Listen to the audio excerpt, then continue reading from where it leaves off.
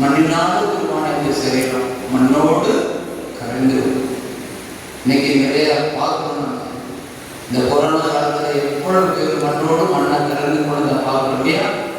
நம்ம உறவுகளை போய் பார்க்க முடியாத நிலைமையில, பெற்ற பிள்ளைகள் கூட தன்னுடைய பெற்றோர்களை பார்க்க முடியாத சூழ்நிலையில அந்த கொரோனா அட்டாக் ஆகிடும் சொல்லிட்டு அவர் முகத்தை மூடி எவ்வளவு பேர் இல்லையா மண்ணோட அவ்வளவுதான் வாழ்க்கையை முடிஞ்சது. இன்னைக்கு நம்மலாம் பயந்து வருதுதான். சரி, பயப்படாதீங்க, எல்லாரும் உட்காருங்க. ஆண்டவர் நம்மளை இதுவரைக்கும் காத்துக்கொள்ள இனிமேல் காத்துக்கொள்வார். அல்லேலூயா.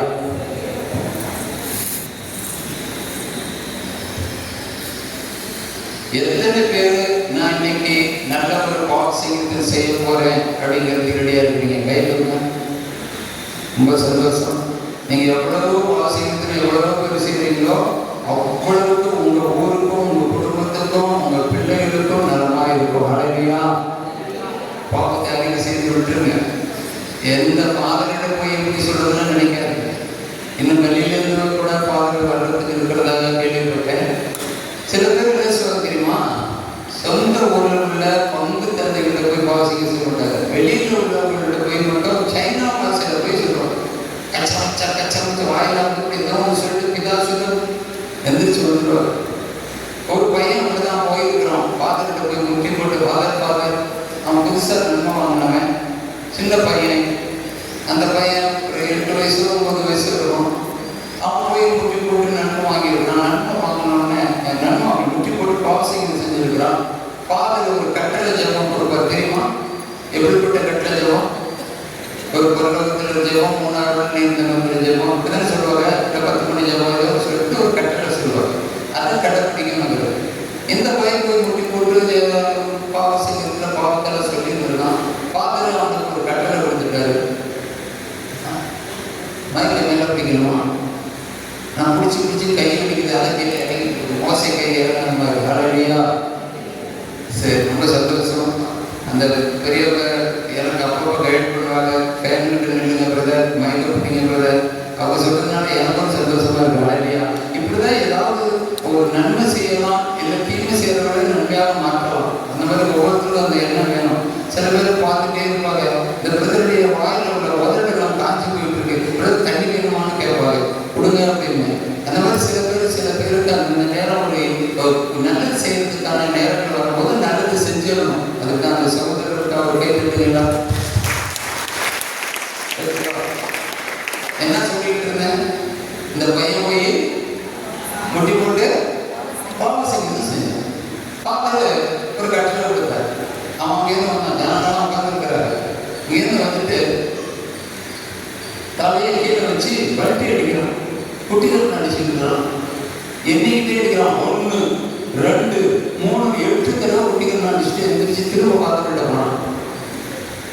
ஜனங்கள்லாம் ஃபாதரை பற்றி திக்க ஆரம்பிச்சிட்டாங்க. சின்ன பையன் பாவம், என்ன தப்பு செஞ்சாலும் இப்படியே தண்டனை கொடுக்குறது பாரு அப்படின்னு. நடந்தது என்ன தெரியுமா? இந்த பையனுக்கு இந்த ஞாயிற்றுக்கிழமை என்ன சொல்றது, ஞானோபதேச கிளாஸ்ல டீச்சர் இருக்கிறார் இல்லையா, ஞாயிற்றுக்கிழமை மறைக்கல்வியா மறைக்கல்வி. அதுக்கு டீச்சருக்கு அந்த ஜபங்க இது 10 கட்டளை பற்றி சொல்லும் போது 10 கட்டளை பற்றி சொல்லியிருக்காரு அந்த பசங்களுக்கு. அதில் அந்த பையன் எல்லாத்துக்கும் தலையாடிக்கிட்டே இருக்கான். கேள்வி கேட்கிறான் எப்பவுமே. அப்ப இந்த டீச்சர் சொல்றது ஒண்ணு மட்டும் அவனுக்கு புரியல. விபச்சாரம் செய்யாது இருப்பாயாக அப்படின்றதுக்கு இவன் விளக்கம் கேட்டுருக்கான்.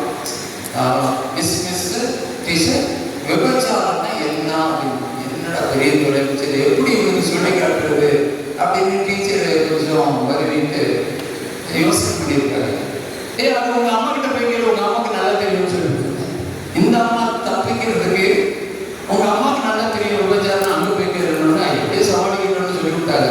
இவன் இருந்து போனான். டீச்சர் கிட்ட எப்படி கை கட்டி கேட்டானோ அதே மாதிரி அவங்க அம்மா கிட்ட போய் கை கட்டிக்கிட்டு, அம்மா மிஸ் சொன்னாங்க விபச்சாரம்னா உங்களுக்கு நல்லா தெரியுமாம்ல, என்னம்மா அது அப்படின்னு கேட்டுருக்கான். என்னடா பெரிய தொழில் போச்சு அப்படின்ட்டு எல்லாமே சொல்லியிருக்காரு. விபச்சாரம் அப்படின்னா குட்டிகள் நடிக்கிறதுன்னு சொல்லியிருக்காரு. இவன் போயிட்டு ஃபாதர் கிட்ட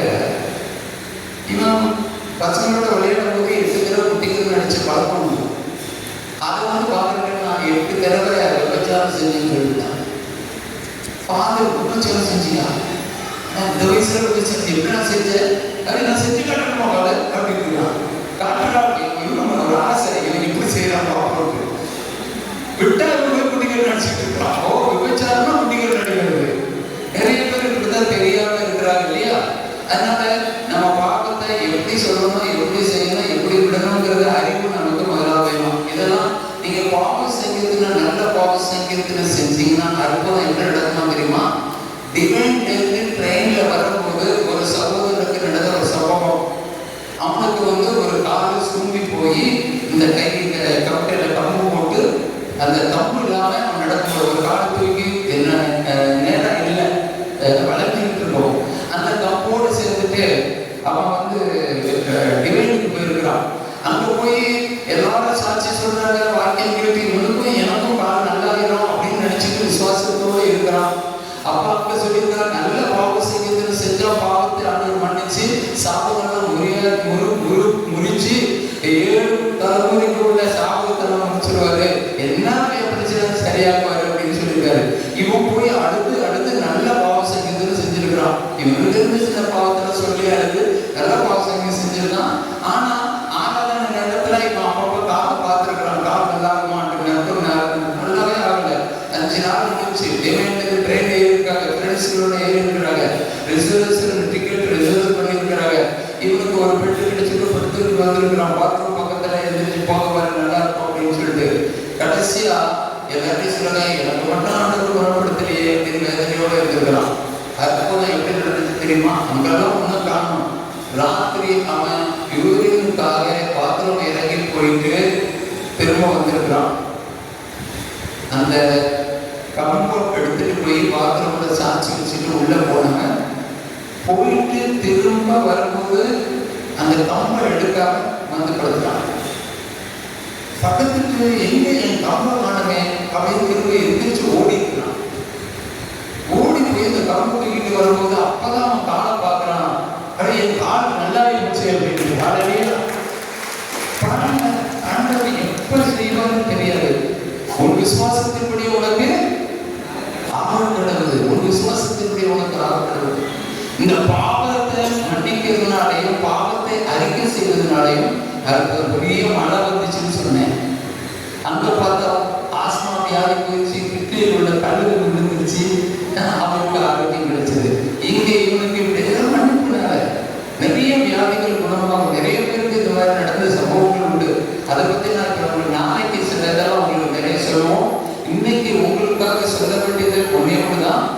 நன்மை வாங்கும்போது பரிசுத்தமா வாங்குங்க. பரிசுத்த ஆவியானவர் நமக்கு துணை செய்யணும்னா பரிசுத்த ஆவியானவர் நம்மளோட யாராவது படிங்க. ரோமா 8:9 படிங்க. சரி, சீக்கிரம் படிங்க. ரோமா 8:9.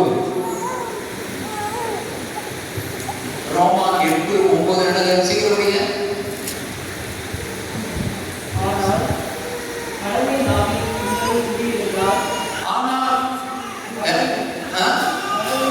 கடவுளின் ஆவி உங்களுக்குள்ளே குடிகொண்டிருந்தால் நீங்கள் ஊனியல்பை கொண்டிராமல் ஆவிக்குரிய இயல்பை கொண்டிருப்பீர்கள். அல்லேலூயா. நல்லா கேளுங்க. கடவுளின் ஆவி உங்களுக்குள்ளே குடிகொண்டிருந்தால் நீங்க ஊனியல்புக்கு நீங்க இணங்காது.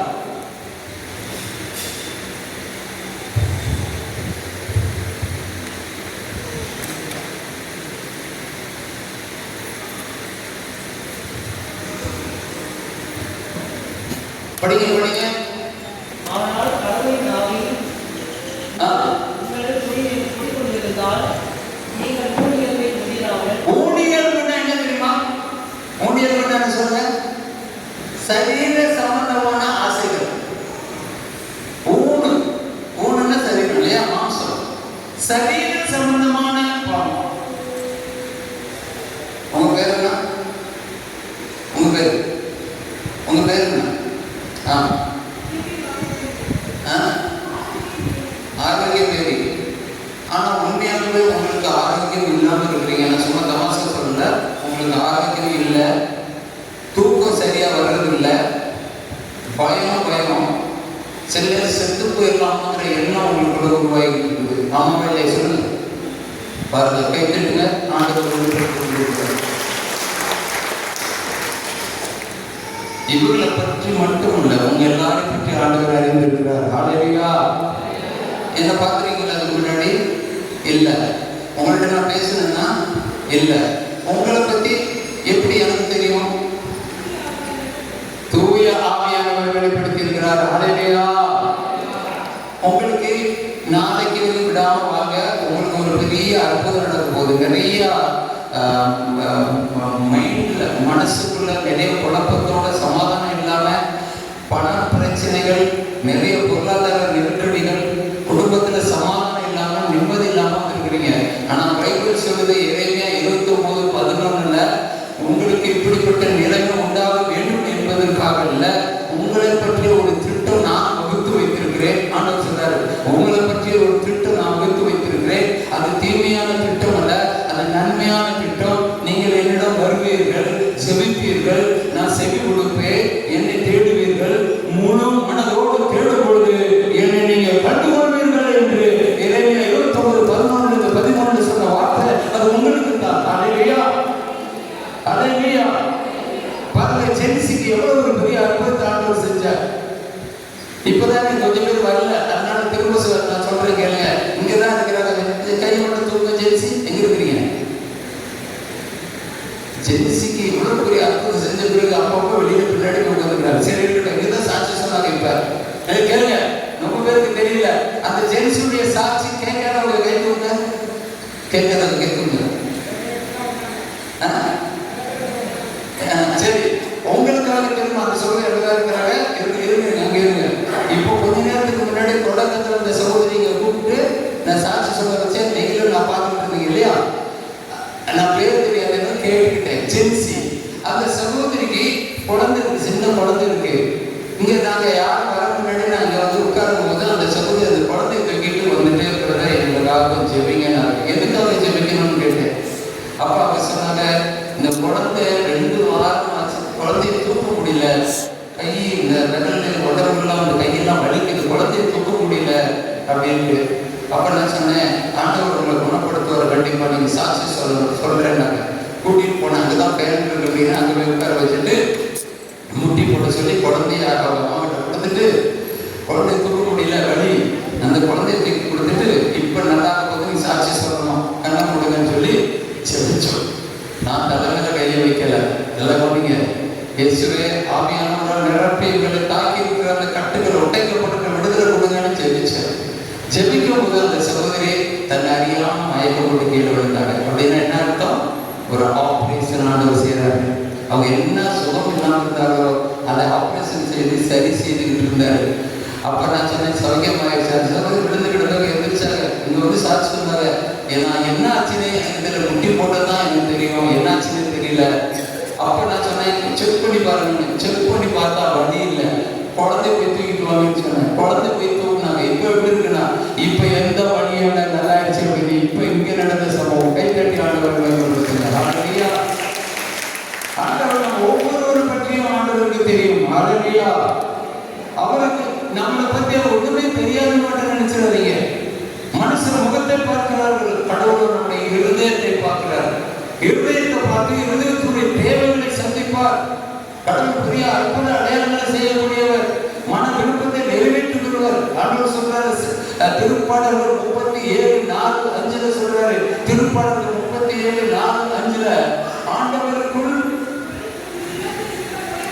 கடற்கடவுளே எவ்வளவு பிரச்சனை இருக்கிறதுனால பைபிளை பத்தி கடிச்சு குடிச்சது மாதிரி நான் சொல்ல முன்னாடி சொல்லிட்டு இருக்காரு. அந்த வசனத்தை கைத்தட்டுங்க என்று சொல்லியிருக்காங்க. பாருங்க, இதுவே உங்களுக்கு அற்புதம், உங்களுக்கு ஒரு பெரிய விடுதலை. ஆண்டவருக்குள் மனமகிழ்ச்சியாயிரு, அப்பொழுது அவர் உன்னுடைய மன விருப்பத்தை நிறைவேற்றுவார். ஹல்லேலூயா. அப்ப நம்ம ஆண்டவர் காரியத்துல அவர் சொன்ன மாதிரி நடக்கிறதுலையும், கேட்ட வசனத்தின்படி நிற்கிறதுலையும், நன்மை செய்வதிலையும் சந்தோஷம் மனமகிழ்ச்சியோடு செய்யும் பொழுது அவர் நம் மன விருப்பத்தை அவர் நிறைவேற்றுவார். ஹல்லேலூயா. விசுவாசத்தோடு எதை கேட்டாலும் ஆண்டவர் கொடுப்பார். விசுவாசங்கிறது ரொம்ப முக்கியம். அதே நேரத்துல பரிசுத்தமும் அதிகம் முக்கியம். ரெண்டும் கலந்தா சீக்கிரம் ஆசீர்வாதத்தை நம்ம பெற முடியும். நம்ம எல்லாம் பாவிகள், ஏதோ ஒரு விதத்துல பார்வையிலேயே